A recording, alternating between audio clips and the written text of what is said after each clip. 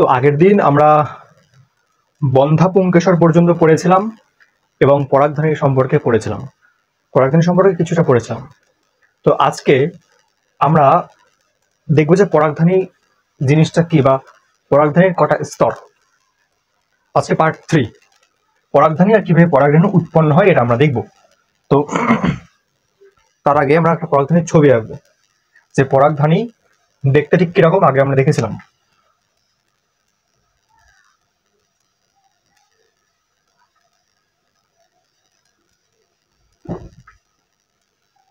এরকম একটা পরাগধানী আমরা দেখিয়েছিলাম আগের দিন। পরাগধানীর দুটো লোভ দেখেছিলাম, অগ্রলোভ, পশ্চাৎ লোভ, এবং যদি দুটো লোভ থাকে তাকে বলা হয় বাইথিকাস, যদি একটা লোভ থাকে তাকে বলা হয় মনোথিকাস। এসব আমরা আগের দিন দেখেছিলাম। এটাও দেখেছিলাম যেখানে পরাগথলি থাকে, পরাগথলি। তো বেসিক্যালি আজকে আমরা পরাগধানী যেটা আছে, পরাগধানী, এই যে পরাগধানী আবরণ, এটা কটা লেয়ার দ্বারা গঠিত এটা আমরা দেখব। ঠিক আছে, তো এটাকে নিয়ে আমি যদি একটু জুম করে দেখি, জুম করে যদি আমি দেখি, তাহলে মোটামুটি 4টে লেয়ার আমরা দেখতে পাবো। একদম বাইরের যে লেয়ারটা থাকে, বাইরের যে লেয়ারটা থাকে কালো রং যেটা করলাম, অর্থাৎ বাইরের দিকের যে লেয়ারটা, সেটাকে বলা হয় এপিডার্মিস। ক্লিয়ার? একদম পরাগধানীর বাইরের দিকের যে লেয়ারটা থাকে, অর্থাৎ বাইরের দিক থেকে 1 নাম্বার লেয়ারটা হচ্ছে এপিডার্মিস। ক্লিয়ার? তারপরের যে লেয়ারটা থাকে, অর্থাৎ প্রথমটা হয়ে গেল কালো কালার, তারপরের যে লেয়ারটা থাকে সবুজ কালারের, সেই লেয়ারটা হচ্ছে, অর্থাৎ এই সবুজ কালারের যে লেয়ারটা থাকে সেইটা হচ্ছে এন্ডোথেসিয়াম,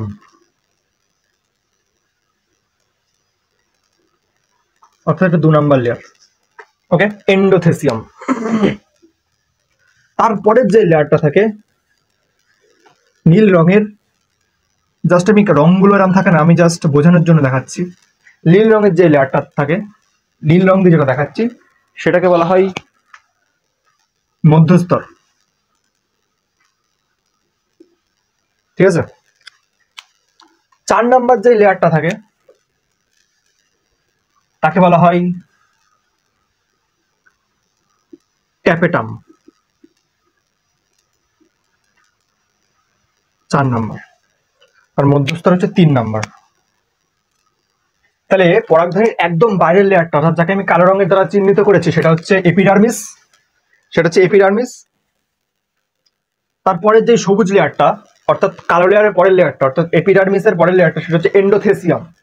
তারপরের লেয়ারটা যাকে আমি নীল দিয়ে চিহ্নিত করেছি, সেটা হচ্ছে মধ্যস্তর, 3 নাম্বার স্তর। একদম ভেতরের স্তর হচ্ছে ট্যাপেটাম। ঠিক আছে, ট্যাপেটাম। তো তার মধ্যে যদি বলো কি থাকে, যদি তার মধ্যে বলো যে এর মধ্যে কি থাকে, তার মধ্যে হচ্ছে রেণু মাতৃকোষ। এইগুলো হচ্ছে রেণু মাতৃকোষ, রেণু মাতৃকোষ, রেণু মাতৃকোষ। তো ব্যাপারটা হচ্ছে রেণু মাতৃকোষকে তো বিভাজিত হতে হবে, মানে রেণু মাতৃকোষ বিভাজিত, রেণু মাতৃকোষ 2n, রেণু মাতৃকোষ বিভাজিত হয়ে তো n ক্রোমোজোম বিশিষ্ট রেণু তৈরি করবে, পরাগরেণু তৈরি করবে। তো ব্যাপারটা হচ্ছে পরাগরেণু তৈরি করতে গেলে রেণু মাতৃকোষকে তো পুষ্টি লাভ করতে হবে, মানে খাওয়া দাওয়া করতে হবে। খেয়ে দিয়ে তারপর সে পুষ্টি লাভ করে বিভাজনে যাবে। অবশ্যই এটা মিওসিস বিভাজন হবে, কারণ মাইটোসিস বিভাজন যদি হয় তাহলে 2n থেকে যাবে, কিন্তু রেণু তো 2n হয় না, রেণু তো হয় n, অর্থাৎ n সংখ্যক ক্রোমোজোম বিশিষ্ট। তো এই জন্য মাতৃকোষকে মিওসিস বিভাজনের মাধ্যমে রেণু তৈরি করতে হবে, অর্থাৎ পরাগ রেণু তৈরি করতে হবে, যার ক্রোমোজোম নাম্বার 2n। ক্লিয়ার? তো রেণু মাতৃকোষকে যেহেতু পুষ্টি লাভ করতে হবে, এখন প্রশ্ন আসছে রেণু মাতৃকোষকে পুষ্টিটা দেয় কে? দেখা যাক। রেণু মাতৃকোষের পরের লেয়ারটা কি, মানে আগের লেয়ারটা কি? লাল রঙের, লাল রঙকে ট্যাপেটাম দিয়ে আমরা চিহ্নিত করেছি, ট্যাপেটাম দিয়ে চিহ্নিত করেছি। এই ট্যাপেটাম লেয়ারটাই রেণু মাতৃকোষকে পুষ্টি দেয়। কাকে দেয়? পুষ্টি দেয়, যাতে সে খেয়ে দিয়ে মোটা সোটা হয়ে দেহের শক্তি সবল হয়ে দেন রেণু তৈরি করতে পারে। এটা হচ্ছে ব্যাপারটা। তাহলে পুষ্টি দেয় কে? রেণু মাতৃকোষকে পুষ্টি দেয় কে, অর্থাৎ ফিডিং করে কে? ট্যাপেটাম নামক একটা অংশ, যেটা পরাগথলির বা পরাগধানীর 4 নাম্বার অংশ। ক্লিয়ার? তো এবার আসবো ট্যাপেটাম। এই যে ট্যাপেটাম যেটা আঁকলাম, ট্যাপেটাম রেণুমাত্রিকোষকে পুষ্টি লাভ করতে হবে, কে দেয়? ট্যাপেটাম দেয়। তো ট্যাপেটাম যেহেতু একটা লেয়ার, তো লেয়ার নিশ্চয়ই কোষ দ্বারা গঠিত হবে। ট্যাপেটামের মধ্যে একটা কোষ থাকে, তার নাম হচ্ছে অ্যামিবয়েড কোষ, অ্যামিবয়েড কোষ, এবং একটা কোষ থাকে তার নাম হচ্ছে ক্ষরণ কোষ। তো ব্যাপারটা হচ্ছে অ্যামিবয়েড কোষ একটা কাজ কি করে। প্রথম কথা, ট্যাপেটাম পুষ্টি দেয় রেণুমাতৃকোষকে এবং তারপরে রেণুমাতৃকোষ বিভাজিত হয়, একটা কাজ গেল। সেকেন্ড কাজ কি ট্যাপেটামের? ট্যাপেটামের মধ্যে যেই অ্যামিবয়েড কোষ থাকে তার, এটা একটা পরাগরেণু যদি ধরা হয়, ওয়েট কালি চেঞ্জ করতে হবে একটু, এটা যদি একটু পরাগরেণু ধরা হয়, তো পরাগরেণুর কোষ প্রাচীরের বাইরে একটা প্রাচীর তৈরি হলো, যেই প্রাচীরটার নাম হচ্ছে ক্যালোজ প্রাচীর। ক্যালোজ প্রাচীর। অ্যামিবয়েড কোষ এই ক্যালোজ প্রাচীরটা তৈরি করে কার চারদিকে? রেণুর চারদিকে, অর্থাৎ পরাগরেণুর চারদিকে অ্যামিবয়েড কোষ একটা ক্যালোজ প্রাচীর তৈরি করে। ক্লিয়ার? আবার এই অ্যামিবয়েড কোষ থেকেই একটা উৎসেচক বেরোয়, যার নাম হচ্ছে ক্যালোজ উৎসেচক।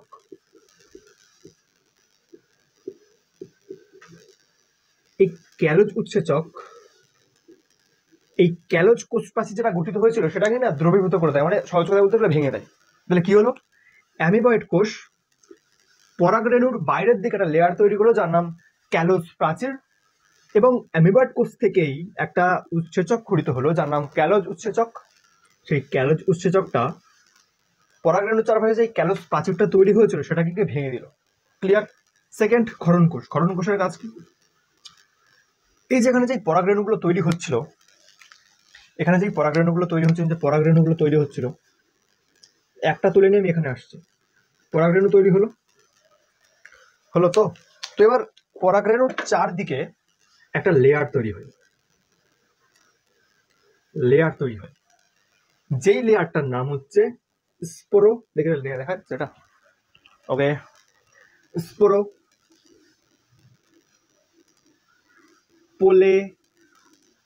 পোলেনিন। ওকে, তাহলে এটা পরাগরেণু, নীল রং হচ্ছে পরাগরেণু, তার বাইরে একটা লেয়ার তৈরি হয়েছে যেটা হচ্ছে সবুজ বর্ণের, এবং সেই লেয়ারটার নাম হচ্ছে স্পোরোপোলেলিন। ক্ষরণ কোষ কি করে? এই স্পোরোপোলেলিন ক্ষরণ করে কোথায় দেয়? এই রেণু অর্থাৎ পরাগরেণুর বাইরে একটা প্রাচীরটা গঠন করে। অর্থাৎ ক্ষরণ কোষ থেকেই স্পোরোপোলেলিন খরিত হয় এবং সেই স্পোরোপোলেলিনটা পরাগরেণুর চারপাশে লেগে যায়। ক্লিয়ার? মনে রাখতে হবে এই স্পোরোপোলেলিন হচ্ছে ফ্যাট জাতীয় পদার্থ। ওকে, মানে স্পোরোপোলেলিন ফ্যাট দ্বারা তৈরি। ক্লিয়ার? তাহলে ট্যাপেটামে তিনটে কাজ পেলাম। একটা হচ্ছে পুষ্টি দেয়, সেকেন্ড অ্যামিবয়েড কোষ কি কাজ করে? সেই ক্যালোজ প্রাচীর থাকে, মানে ক্যালোজ প্রাচীর গঠন করে এবং ক্যালোজ উৎসেচক ক্ষরণ করে ক্যালোজ প্রাচীরটাকে ভেঙে দেয়। তিন নাম্বার কাজ ক্ষরণ কোষ কি করে? স্পোরোপোলেলিন ক্ষরণ করে পরাগরেণুর চারপাশে একটা লেয়ার তৈরি করে, অর্থাৎ স্পোরোপোলেলিনের লেয়ার তৈরি করে, যে স্পোরোপোলেলিন ফ্যাট দ্বারা তৈরি। ওকে, ব্যাস, এটা হচ্ছে আমাদের ট্যাপে পরাগধানী গেল। এবার যেটা জানবো সেটা হচ্ছে পরাগরেণু সম্পর্কে, অর্থাৎ পরাগরেণু কিভাবে উৎপন্ন হয়। পরাগরেণু কিভাবে উৎপন্ন হয় জানার আগে আমাদের জানতে হবে যে পরাগরেণু উৎপাদনের পদ্ধতিকে কি বলে। পরাগরেণু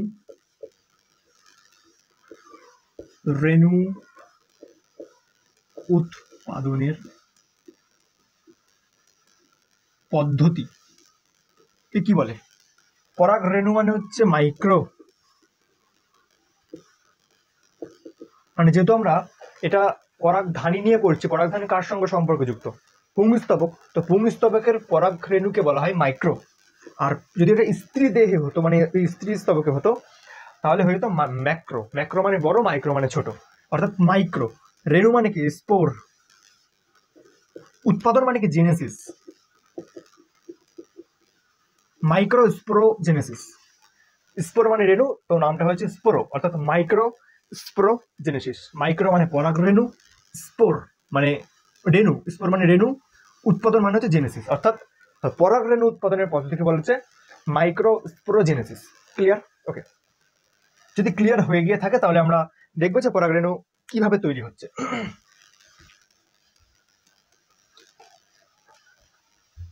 এটা একটা পরাগধানী, সহজ করে রাখবো এবার আমি যাতে বলতে চাই। একটা লোভ, এক মানে একটা খণ্ড, একটা খণ্ড, একটা খণ্ড, এই একটা খণ্ড, ঠিক আছে? অর্থাৎ প্রত্যেকটা খণ্ড খণ্ড খণ্ড খণ্ড, প্রত্যেকটা খণ্ডের মধ্যে একটা করে সেল থাকে। একটা সেল, তো সেলের মধ্যে একটা করে ফ্রিতে নিউক্লিয়াস থাকে, জানি সেলের মধ্যে নিউক্লিয়াস থাকে, এই গোল গোলগুলো নিউক্লিয়াস। ওকে, গোল গোলগুলো নিউক্লিয়াস। তো যেই কোষগুলো থাকে সেই কোষগুলোকে একটা নাম দেওয়া হয়, তার নাম হচ্ছে আর্কি স্পোরিয়াল সেল। আর্কি স্পোরিয়াল সেল। ওকে, আর্কি সব কটা, এটাও সেম, এটাও সেম, এটাও সেম। একটা জিনিস আমরা জানি তো আমরা, যে কোষ তো চুপচাপ বসে থাকার জিনিস নয়, কোষ তো বিভাজন হবেই, কারণ ওর তো চুলকানি বেশি, তো কোষ বিভাজন হচ্ছে, হোক। আমি জাস্ট আর এই পরাগধানী রাখবো না, ডাইরেক্ট একটা কোষ দিয়ে দেখাবো, সব হয়ে যাবে, ঠিক আছে? তো আমি জাস্ট এই একটা কোষকে তুলে আনলাম, তুলে এনে কি করলাম, কোষ তো বসে থাকার জিনিসটা আমরা আগেই জানলাম। তো কোষ কি করলো, কোষ এসে এই কোষটা আসলো, অর্থাৎ এই আর্কিস্পোরিয়া রিয়াল কোষটা এসে দুভাগে ভাগ হয়ে গেল। তো এই যে এখানেও দুভাগে ভাগ হয়ে গেল, তো ভাগ হয়ে যাওয়ার পর এই একটা অংশ তৈরি করলো, এই একটা অংশ তৈরি করলো, অর্থাৎ এখান থেকে একটা অংশ তৈরি হলো, এখান থেকে একটা অংশ তৈরি হলো। যেই দুটো অংশ তৈরি হলো তার মধ্যে এই অংশটা চলে গেল এই দিক বরাবর, এই অংশ চলে গেল এই দিক বরাবর। এখনো কিন্তু এইটার মধ্যেই আর্কিস্পোরিয়াল কোনটা 2n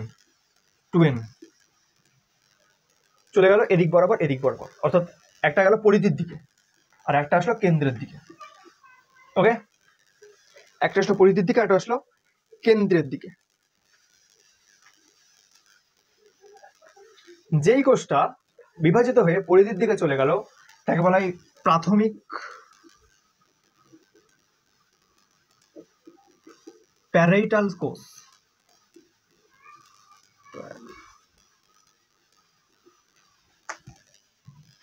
একটা হচ্ছে প্রাথমিক প্যারাইটাল, মানে এই দিকটি বরাবর যেটা চলে গেল সেটা হচ্ছে প্রাথমিক প্যারাইটাল কোষ। এই কোষটা যেটা কেন্দ্রের দিকে চলে এলো সেটা হচ্ছে স্পোরোজেনাস কোষ। অর্থাৎ এই কোষটা যদি পরিধির দিকে চলে গেল সেটা হচ্ছে প্রাথমিক প্যারাইটাল সেল এদিক, আর যে কোষটা এদিক বরাবর চলে অর্থাৎ এদিক বরাবর চলে গেল সেটা হচ্ছে স্পোরোজেনাস সেল। ঠিক এইটা হচ্ছে সেই প্রাথমিক প্যারাইটাল সেল, এইটা হচ্ছে আমাদের স্পোরোজেনাস সেল, যার ক্রোমোজোম এখনো 2n। মানে এইটা অনেক ভাগে বিভক্ত হবে, 2n আবার বিভক্ত হবে, 2n অনেক ভাবে বিভক্ত হবে, মানে প্রচুর বিভক্ত হবে। হতে হতে হতে হতে একটা সময় এই যে প্রাচীরটা তৈরি হবে না, যেটা একটু আগে দেখালাম পরাগধানীর প্রাচীর, সব পরাগধানীর প্রাচীর তৈরি করবে। অর্থাৎ এই প্রাথমিক প্যারাইটাল সেল কি করছে, পরাগধানীর, বা এটাও বলা যেতে পারে যে পরাগ থলির প্রাচীর তৈরি করে। অর্থাৎ পরাগধানী বা পরাগথলির প্রাচীর কে তৈরি করছে, প্রাথমিক প্যারাইটাল সেল। ঠিক সেম ভাবেই বাইরের স্তর তৈরি করবে যাকে বলে, এটা এখানে লিখে দিই, বাইরের স্তর অর্থাৎ আউটার লেয়ার, আউট এপিডার্মিস, তারপরে লেয়ার হচ্ছে এন্ডোথেসিয়াম, তারপরে হচ্ছে মধ্যস্তর, তারপরে হচ্ছে ট্যাপেটাম। এগুলো তৈরি করলো। আর যে এই কোষটা অর্থাৎ এটার নাম কি, স্পোরোজেনাস সেল। স্পোরোজেনাস কথাটা দেখেই মনে হচ্ছে স্পোর, অর্থাৎ স্পোর তৈরি করতে যাবে।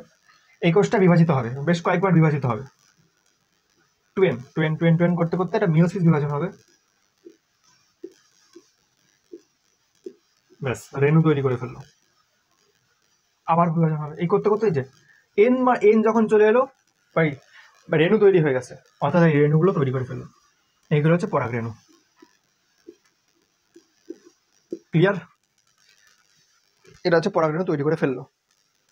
ক্লিয়ার? এটা হচ্ছে স্পোরোজেনাস কোষ বা রেণু মাতৃকোষ। এটা ঠিক স্পোরোজেনাস সেল এটা ঠিক এইভাবে হয় না, এটা একটু বলছি আমি, এটা ঠিক এইভাবে হয় না। স্পোরোজেনাস সেল তো 2n, তো এটা আবার একটু মিওসিস যাবে, মিওসিস যাবে, 2n তৈরি করলো, আবার মিওসিস হবে, আবার মিওসিস হবে, সরি মাইটোসিস হবে, মাইটোসিস হবে, মাইটোসিস হতে হতে এবার কিছু কিছু ধাপ মাইটোসিস হবে, তারপরে একবার মিওসিস হবে, এই যে এন হলো এন হলো এন, এবার প্রচুর পরিমাণে পরাগ রেণু তৈরি করবে, আবার ভাগ হবে এন এন, দেখা যাচ্ছে এগুলো? ওকে, এন এন এগুলো ভাগ হবে, প্রচুর ভাগ হতে থাকো, ভাগ হতে হতে এই সব পরাগ রেণু তৈরি হবে। তাহলে প্রথমে স্পোরোজেনাস সেলটা 2nই থাকলো, তো 2nটা আবার মিওসিস বিভাজন করলো, মিওসিস বিভাজন করতে করতে আবার 2n তৈরি হলো। যখন যখন বেশিরভাগ একটু যখন কিছু ধাপে বিভাজিত হয়ে গেল এই স্পোরোজেনাস সেলটা, তখন তার নাম হলো রেণু মাতৃকোষ, মাতৃকোষ, এগুলো হচ্ছে রেণু মাতৃকোষ। প্রথম যেটা থাকছে সেটা কিন্তু স্পোরোজেনাস সেল, এবং স্পোরোজেনাস সেল যখন বিভাজিত হচ্ছে মাইটোসিস বিভাজনের মাধ্যমে, তখন সেটা হচ্ছে রেণু মাতৃকোষ, এবং রেণু মাতৃকোষ রেণু মাতৃকোষ, রেণু মাতৃকোষ আবার মিওসিস বিভাজন করছে, মিওসিস বিভাজন করতে করতে পরাগ রেণু তৈরি করতে ফেলছে, এই যে পরাগ রেণু, পরাগ রেণু, সব পরাগ রেণু। ক্লিয়ার? তাহলে আরেকবার বলে দিই, এটা একটা আর্কিস্পোডিয়াল সেল, আর্কিস্পোডিয়াল সেলের প্রত্যেকটা লতিতে একটা করে, লতি মানে একটা প্রত্যেকটা খণ্ডে বা প্রত্যেকটা ঘরে একটা করে আর্কিস্পোডিয়াল সেল থাকছে, সেলের মধ্যে নিউক্লিয়াস থাকছে, তো আর্কিস্পোডিয়াল সেলটা বিভাজিত হচ্ছে, একটা অংশ পরিধির দিকে চলে আসছে যেটা হচ্ছে প্রাথমিক প্যারিটাল সেল, একটা কেন্দ্রের দিকে চলে আসে যেটা হচ্ছে স্পোরোজেনাস সেল। এই প্রাথমিক প্যারিটাল সেলটা পরাগধানীর কোষ, পরাগধানীর প্রাচীর গঠন করছে, যার আউটার লেয়ার হচ্ছে এপিডার্মিস, তারপর হচ্ছে এন্ডোথেসিয়াম, তারপর হচ্ছে মধ্যস্থ, তারপর ট্যাপেটাম। আগেরটাই ঠিক সেম, যা ট্যাপেটামের কাজকে বললাম পুষ্টি দেয়, তারপরে ক্ষরণ কোষ, ওই ক্ষরণ কোষ, তারপরে অ্যামিবয়েড সেল থাকে, ক্ষরণ কোষ প্রোপোলিন ক্ষরণ করে, আর অ্যামিবয়েড সেল হচ্ছে ক্যালোস উৎসেচক আর ক্যালোস প্রাচীর গঠন করে, এটা হচ্ছে ট্যাপেটাম ইয়ে করলো। এবার তারপরে এই স্পোরোজেনাস সেলটা, এটা হচ্ছে স্পোরোজেনাস সেল, এবং স্পোরোজেনাস সেলটা প্রথমে মাইটোসিস করে, মাইটোসিস করতে করতে করতে করতে বেশ কিছুবার বিভাজিত হয়, বিভাজিত হওয়ার পরে এই রেণু তৈরি করে, এটা স্পোরোজেনাস সেল, এগুলো হচ্ছে, এবং কয়েকবার বিভাজিত হয়ে যেটা তৈরি করে সেটা রেণু মাতৃকোষ, রেণু মাতৃকোষ 2nই থাকে, এবং তারপরে হচ্ছে পরাগ রেণু যেটা হচ্ছে n। ক্লিয়ার হলো আশা করি? ওকে, তো এবার আসবো হচ্ছে পরাগ রেণুকে দেখতে কিরকম। পরাগ রেণু তো বলছি রেণু, পরাগ রেণুকে দেখতে কিরকম।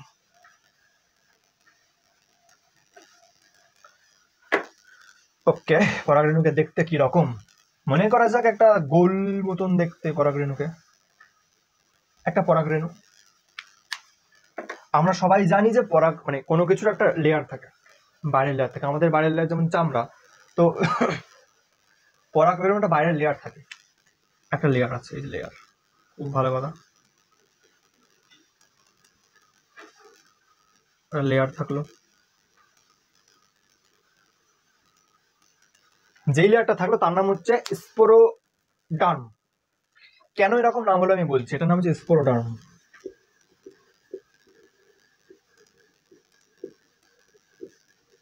স্পোর মানে কি রেণু, ডার্ম মানে চামড়া, অর্থাৎ এটা তো পরাগ রেণু মানে রেণু, তার বাইরে একটা চামড়া তৈরি হয়েছে, এর নাম হচ্ছে স্পোরোডার্ম। ওকে, স্পোরোডার্ম।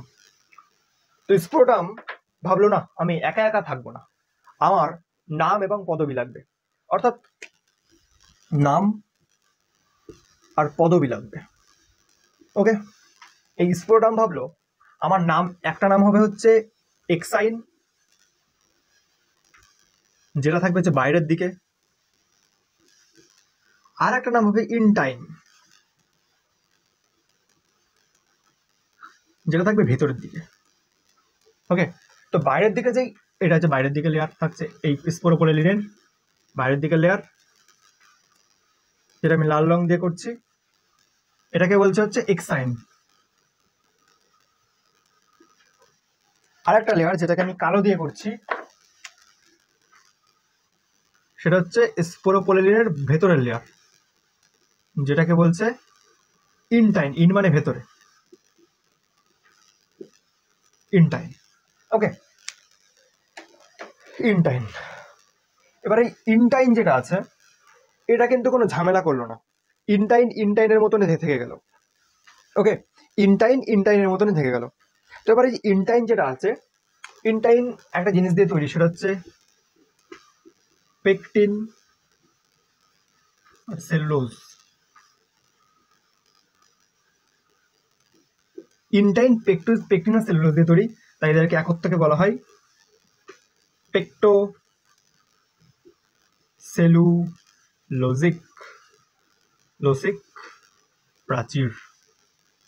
তাহলে ইনটাইন মানে ভেতরের অংশ, স্পোরোডার্মের ভেতরের অংশ পেকটিন এবং সেলুলোজ দ্বারা গঠিত, যাকে ভদ্র ভাষায় বলা হয় পেকটোসেলুলোজিক প্রাচীর। এবার এক্সাইন আবার ঝামেলা বাঁধানো, বলো না আমি একা একা থাকবো না, আমারও একটা নাম আর পদবি লাগবে। ওকে, এক্সাইন তৈরি করে ফেললো। এটা কার? এটা হচ্ছে স্পোরোডার্মের। এবারে এক্সাইন ঝামেলা করলো।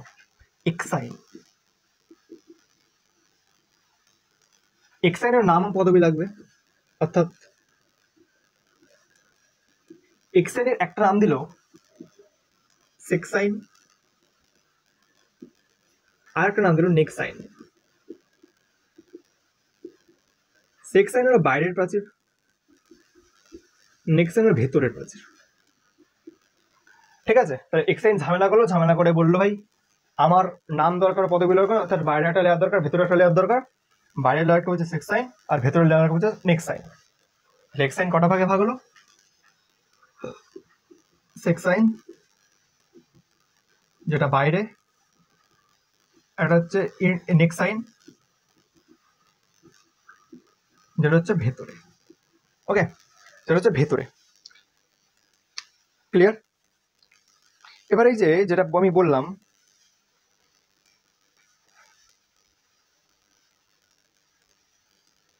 এক্সাইন মানে তো বাইরের লেয়ার, আর এক্সাইনের বাইরের লেয়ার হচ্ছে সেক্সাইন।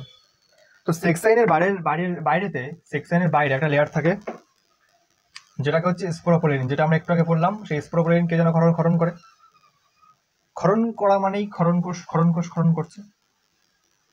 এটা কার বাইরের লেয়ার? সেক্সাইনের বাইরের লেয়ার। ঠিক আছে, অর্থাৎ এটা কেমন ভাবে ভাবা যেতে পারে, স্পোরোডার্ম তার বাইরের লেয়ার কে এক্সাইন, এক্সাইনের বাইরের লেয়ার কে সেক্সাইন, অর্থাৎ কোনো পরাগরেণুর একদম বাইরের লেয়ার হচ্ছে সেক্সাইন। তো সেক্সাইনের বাইরের লেয়ারে একটা আচরণ করছে যার নাম হচ্ছে স্পোরোপোলেনিন।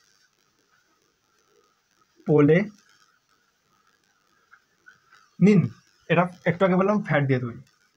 আর কে ক্ষরণ করছে? ক্ষরণ কোষ। আগেই বললাম ক্ষরণ কোষ ক্ষরণ করছে। এই যে পরাগরেণুটা আছে, এই পরাগরেণুর মধ্যে মধ্যে কিছু অংশ থাকে, ফুটো থাকে, যাকে বলা হয় ছিদ্র। এখন ছিদ্র থাকে, যেই ছিদ্রকে ভদ্র ভাষায় বলা হয় রন্ধ্র। ওকে, রন্ধ্র। যেহেতু এটা পরাগরেণুর সঙ্গে যুক্ত, তাকে বলা হয় তাকে বলা হয় রেণুরন্ধ্র বা রেণুর রন্ধ্র, কিছু একটা বলা হয়, তবে কিছু একটা বলা হয় রেণুরন্ধ্র। ইংলিশে যাকে বলা হয় জার্মিনাল ফারো। এই জার্মিনাল ফারোর মধ্যে দিয়েই এরকম করে পরাগ নালীর নির্গমন ঘটে। পরাগ নালী কি আমরা জানবো, পরাগ নালী করে নির্গমন ঘটে, ওই জন্য ছিদ্রটা থাকে। এরকম করে পরাগ নালী নির্গমন ঘটে বলেই ছিদ্রটা থাকে। আর একটা জিনিস বলবো, সেটা হচ্ছে এটা যদি একটা বায়ু, এটা জাস্ট এটা কিন্তু বায়ু পরাগী ফুলের ক্ষেত্রে, বায়ু পরাগী ফুল, এটা একটা বায়ু পরাগী ফুল, ফুলের রেণু, বায়ু পরাগী ফুলের রেণু। আমি বারবার বলছি এটা কিন্তু বায়ু পরাগী ফুল, বায়ু পরাগী ফুলের রেণু। তো বায়ু পরাগী ফুলের রেণুর বাইরে একটা সুন্দর দেখে একটা আস্তরণ করে,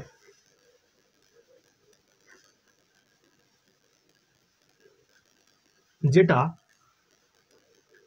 কিরকম বর্ণ হয়, যার হলুদ বর্ণ হয়,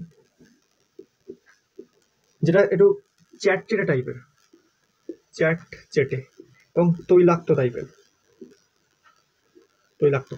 অর্থাৎ বায়ু জাতীয় ফুলের বায়ু পরাগী ফুলের বাইরে একটা বায়ু পরাগী ফুলের পরাগরেণুর বাইরে একটা লেয়ার পড়ে, যেটা হচ্ছে কালো রং দিয়ে দেখিয়েছি আমি, সেটা হচ্ছে হলুদ বর্ণের হয়ে থাকে, চটচটে এবং তৈলাক্ত।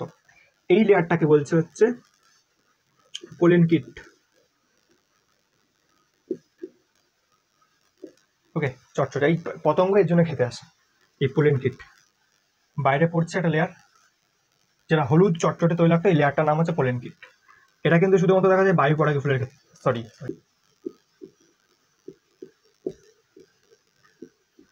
পতঙ্গ পরাগী ফুল, পতঙ্গ পরাগী ফুলের ক্ষেত্রে কেবলমাত্র পোলেন কিট দেখা যায়। আগে যেটা বলেছি ভুল বলেছি, সেটা হচ্ছে বায়ু পরাগী বলে দিয়েছিলাম ভুল করে, এটা হচ্ছে পতঙ্গ পরাগী ফুলের ক্ষেত্রে পোলেন কিট দেখা যায়, কারণ পতঙ্গ খেতে আসে এবং সেটাই হলুদ চটচটে তৈলাক্ত। ব্যাস ক্লিয়ার। তো আমি একটা ছোট করে রোড ম্যাপ করে দিই এই এই এই পরাগরেণুর বাইরের যেটা থাকে, ঠিক আছে, পরাগরেণুর বাইরের যেটা থাকে সেটা হচ্ছে ছোট করে একটা রোড ম্যাপ টাইপের করার চেষ্টা করি। এটা হচ্ছে পরাগরেণু, পরাগরেণুর প্রাচীর হচ্ছে স্পোরোডার্ম, যেটা হচ্ছে বাইরের একদম বাইরের ভিতরে না, এটা জাস্ট প্রাচীর। স্পোরোডার্মের দুটো ভাগ করলো, কি কি করেছিলাম, একটা হচ্ছে এক্সাইন, হচ্ছে ইনটাইন। এক্সাইন আবার দুটো ভাগ হলো,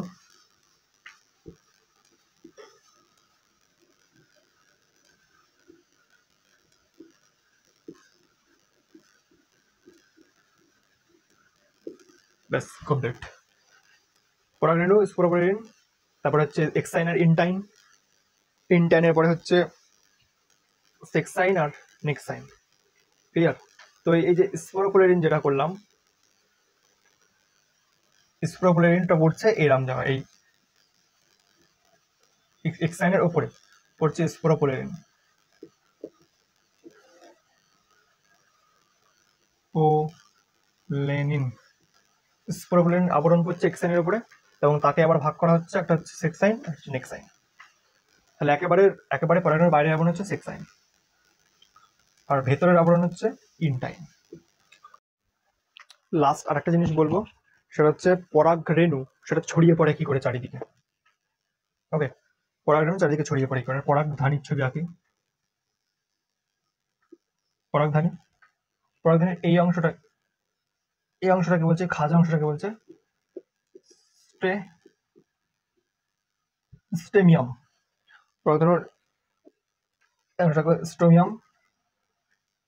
তো তখন আমরা যেই দেখেছিলাম যে এন্ডোথেসিয়াম যে লেয়ারটা থাকে, তো পরাগরেণু যখন উৎপন্ন হয়ে যায়, যখন অনেকদিন উৎপন্ন হয়ে যায়, তখন একটা লেয়ার দিয়েছিলাম এন্ডোথেসিয়াম।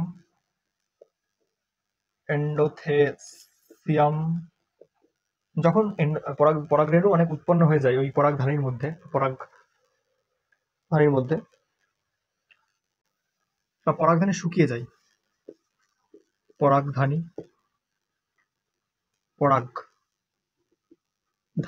শুকিয়ে যায়, এর ফলে এই এন্ডোথেসিয়াম যে লেয়ারটা থাকে, এই এন্ডোথেসিয়াম লেয়ারটা সংকুচিত হয়ে যায়। যেই সংকুচিত হয়ে যায় সেই এন্ডোথেসিয়ামটা ফেটে যায়। কোন অংশ দিয়ে ফাটে? স্টেমিয়াম দিয়ে ফাটে। যেই ফেটে যায় সেই পরাগরেণুগুলো ছড়িয়ে পড়ে। এই অংশটা ফেটে যায়, এই অংশটাকে বলে স্টেমিয়াম। এই এন্ডোথেসিয়াম যখন সংকুচিত হতে থাকে, হতে স্টেমিয়াম এই অংশটা দিয়ে পরাগরেণু চারিদিকে ছড়িয়ে পড়ে, মানে ফেটে যায় স্টেমিয়াম অংশটা, দেন পরাগরেণু চারিদিকে ছড়িয়ে পড়ে। কেন ছড়িয়ে পড়লে বোঝা গেল? তার আরেকবার বলি, পরাগধানীতে যখন সম্পূর্ণ পরাগরেণু শুকিয়ে যাচ্ছে, পরাগরেণু তৈরি হয়ে যাচ্ছে, তারপর পরাগধানীটা আস্তে আস্তে শুকিয়ে যেতে থাকে। যখন পরাগধানী শুকোতে থাকে তখন এই এন্ডোথেসিয়াম যে লেয়ারটা থাকে সেটা আস্তে আস্তে সংকুচিত হতে থাকে। সংকুচিত হতে সে আর চাপ ধারণ করতে পারে না, তখন ফাটিয়ে দেয়। কোথা দিয়ে ফাটিয়ে দেয়? স্টেমিয়াম অংশ দিয়ে ফাটিয়ে দেয়। যেই পরাগধানী ফাটিয়ে দেয়, যেই এন্ডোথেসিয়াম লেয়ারটা ফাটিয়ে দেয় স্টেমিয়াম অংশ দিয়ে, সেই এর মধ্যে যে পরাগরেণুগুলো থাকছে সেই পরাগরেণুগুলো চারিদিকে ছড়িয়ে পড়ে। ক্লিয়ার? ধন্যবাদ।